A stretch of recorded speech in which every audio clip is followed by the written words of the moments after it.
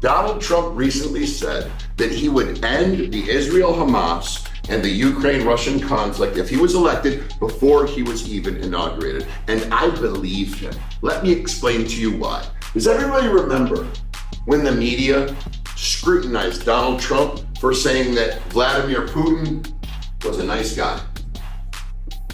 You remember that? Okay. He got scrutinized and said that he aligned with tyrannical dictators and he probably wanted to be one because he called Kim Jong Un smart. Okay? It's Donald Trump. Kamala Harris has been praised by the media because she has called Vladimir Putin a tyrant. She's called him a monster. Okay? She's called Kim Jong Un a tyrannical maniac. All right, now I want you to consider this individual was optimizing for sound bites and sounding politically correct, headlines, if you will. This individual was saying what he thought was the smartest and most correct thing to say. Now, the media told you he was a fool. Why would you say these things? It'll crush your campaign, makes you look like a monster. They said Kamala Harris was a hero, calling out the tyrants and the evil for what they are. I want you to fast forward.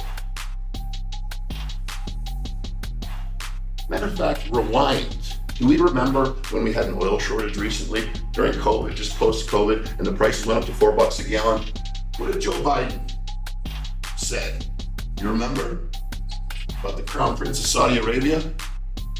He was a pariah. I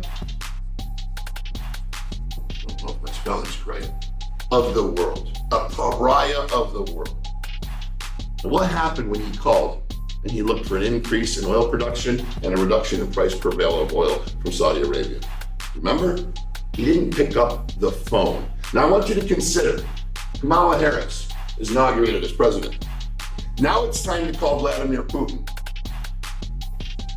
Oh, hey, bud. Yeah, I know I called you a tyrant. I know I called you a monster. Hey, Kim Jong Un, I know I said you were a tyrannical maniac, but I need to negotiate. How long do you think that's going to go? Now let's consider the flip side of the coin. Donald Trump is elected president, and a few days before he's inaugurated, he calls up the guy that he most recently said is a pretty nice guy. He reaches out to the individual that he's recorded in the news by calling smart. Which one of these individuals do you think is going to get that negotiation done and that problem solved? I'll leave it to you to figure out.